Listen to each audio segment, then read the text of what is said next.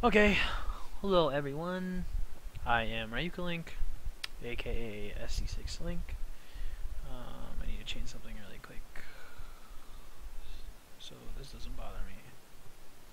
Okay, so you're not gonna really be able to see my pointer. I tried to fix it in 5 seconds, but I suck, so not gonna happen.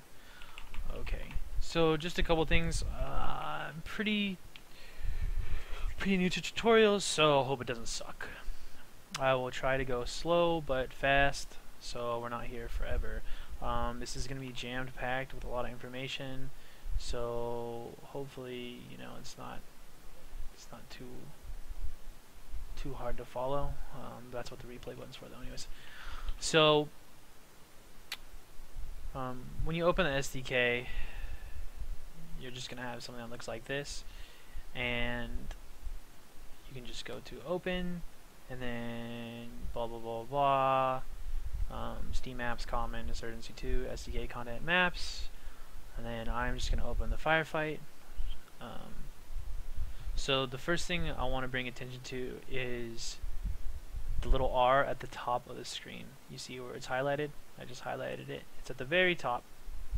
So if you have this little R, make sure you have that clicked. So basically what that R does in general is I can hit, when I'm in the camera view right here, I can hit Z and then fly around just as a regular, just like, as I'm free looking, and I can hit 1 or 2. And basically what it does is when I hit 2, it extends the radius. You can see the red radius in the other 3 boxes, and that's rendering more of the world. So if you have a really slow computer, you want to hit 1 all the way, so that nothing is rendered, and that you're only rendering what you're working on. This gets important because when you get to a really big map, you have all these crazy things all over the place and all these brushes, and you don't want to see everything because it gets complicated to work on. And when you work into the when you work in the other windows, you definitely want to come. It doesn't work in the other windows, so if you hit 1 or 2, that's what happens in the other windows. So I'm going to zoom back in here. Alright, so only in the camera window over here. If you lose this camera for some reason, just click up here at the top and do 3D shaded texture polygons. Sometimes they can change, but just little things you can mess around with that. Anyways, so I'm going to assume that you know how to use a brush tool. I'm going to assume that you kind of know how to texture, so I'm not really going to go over that. I know in some tutorials it says use a size, height, and width of 128. For Insurgency, the player models are a little bigger than that, so usually I make my walls 144. When I first started mapping, I made all my walls 128, and I got into the game, and I was like, my head was like right at the top of the wall. So you want to make your walls in Insurgency about 144. You can experiment with it. You definitely should render your map in the beginning, just to play around. So one thing I just want to this R thing. It's a really big deal for me. So when you get a lot of brushes and stuff, it's hard to work because if you just start adding, all these things right here, it can be kind of hard to start working. So one way to get rid of that, I did it again. Is just to get. Well, actually, it's not going to work here. That's a bad demonstration. But later on, when I show you pieces of my map, I will show you why it comes in handy. But it's a really good way to make things simpler for you. Okay, so if you want to really learn how to make a map that works, the tutorial, the setup maps that they already have are really good. Actually, I want to open this one. I've never seen this one yet. So I mean, you can just go through and look for the capture areas and left click and okay, VIP capture trigger. That's the name of it. Where's the VIP cap point? And then the VIP cap point is probably right here.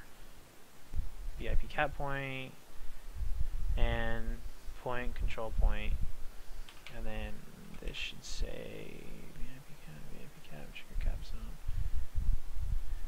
So you basically, when you want to learn how to do anything, you can just use the setups. When you want to learn how to do more complicated things, I'm going to post a link in this video in the information section to BSP source. BSP source lets you decompile maps and then load them up in the VMF. Now I'm going to warn you, when you load them into your fully decompiled maps into Hammer, they're a bit of a resource hog. So if you have a really slow computer, just be warned, it's going to take a long time. I can actually load up one right here. I've messed around with some of these. So now I'm loading district, and then I will get into level design in a second. I just want to run through all these minute things so that you know what's going on.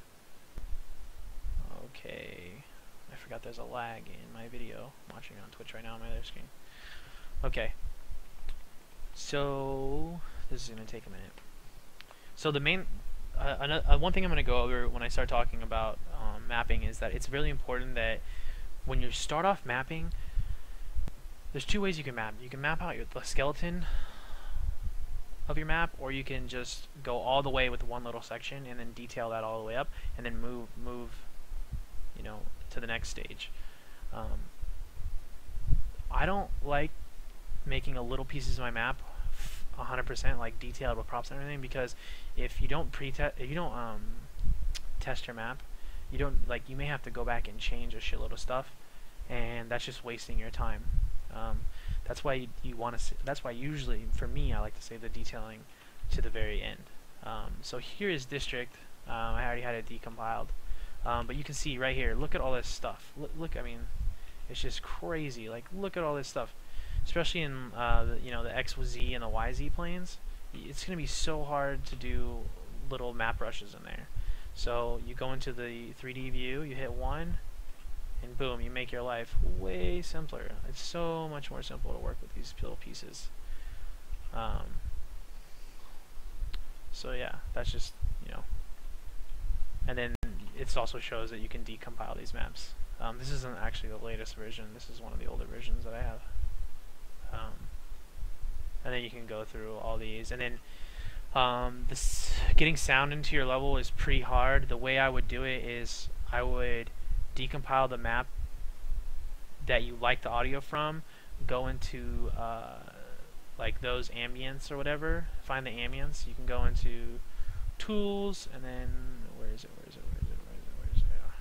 Or map, entity report, and then you can look for the ambient generics, which are right there actually, and you can just basically copy what they do. And then there should be, yeah. And then as far as soundscapes, I would just go into the folder and then copy those and then change the name to whatever your map is. Okay. I'm not too good with soundscapes. That's it's a little bit. I always have to re-look at the tutorials and whatnot. Okay, so I'm gonna close this because I don't want to see it. All right, so let's get a blank sheet up here. Alright, so boom. The first thing, I usually go, some people like doing in no draw, some people like going in dev textures. I like to go in dev textures. So pay attention to, sorry, my eyes are bugging me. Up here in the top, you're going to see a smaller grid and a larger grid. So larger grid makes it so you have a larger grid, and smaller grid means you go smaller. Smaller grid means that you can do more defined brushes at smaller units. So I'm going to start off with just a large brush, way too large, and then I'm actually going to put an info player start here. That just always gives you an idea of what's going on here. And I'm going to extend my radius right now all the way. So as you can see, my radius encompasses my whole map, because I'm not really worried right now because my map is not that detailed.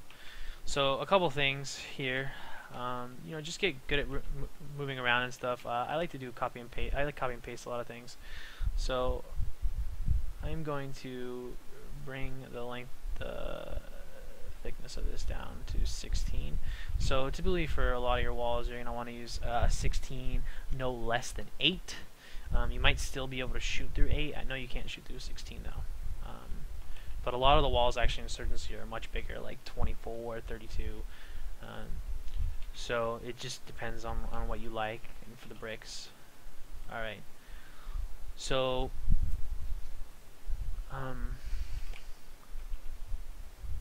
so yeah, let's just create, you know, like I said, I'll go up to about 144 and then let's decrease this down. So I'm assuming that most of you know how to make brushes and whatnot. When I work, I usually put everything on top. So as you can see here, it's on top. That's because the way the textures work, they usually go from the top. So I'll use, what was it? I'll just type in a wall in the filter, then we can use that, hit apply, fit it to the bottom, boom, there you have a wall. Okay, and then usually I do like 128 increments, or I go to 256, and then usually when I'm working I will just copy and paste, and then if I want this to be like a building, then I'll leave space right here. Here, I'll blow this up actually. So I'm working in this bottom window right here, the one that's zooming in, and I'll leave space for a for the floor in case you want to make this a someone's upsetting my dogs. In case you want to make this a two-story house. So what I just did there, actually I'll do that again. So I created 2 levels, I copied it, moved it up again. Now I want to create this floor, so I'm just going to copy and paste. So literally just Control copy, Control V. I'm going to line it up, and then here's my space right here in the middle. As you can see, these 2 green. I'm going to go over here to the clipping tool, which is the wedge. Boom. And then I'm just going to make sure the red is what's getting cut, what you're losing, and the white is what you're keeping. So keep that part, and then if you ever want to get your windows back to normal, just hit Control and A and they'll fix. Alright, so here you go. I have this little section, and I can bring this out to, I'd say 250. Actually, yeah. So actually I would go here. I'd actually copy this again, because you gotta remember everything. If you don't want to put your walls into behind stuff, because then you get all this lining up nightmare. So you want everything to always be on the edge. So I'll go 256, and then I'll just take this whole entire wall and, you know, copy paste.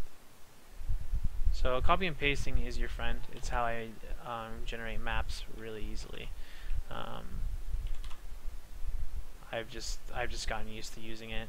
I use the clipping tool a lot. Some people don't like it. I love it because it saves me a lot of time. Of course, what? Are my eyes playing tricks on me? Oh yes, they are. So if you want to move something without going into the grid, you can just hit X, and then you can move it over here. I don't like this because sometimes it makes things look really weird, just because you don't have the grid control. But you can do it. See, I went too far there. So there you go. I also have the. You can turn on the 3D grid too if you want to, and then that'll show you the grid. I don't like that. But yeah, okay. So then on texturing, I would just come up here. I would hold Alt, because then that would. Well, if you hold, stop. Oh, I think just freaked out. So if you hold Alt while you're texturing, it'll make everything aligned to whatever you first selected. So you can just go around. See how those textures are all changing now? Actually, I don't like that. So I'll align everything to the bottom and make it look really weird. There we go. And then you could just go all the way around it. But like I said, usually I map everything out before I do anything. So, and then the reason, so here I actually have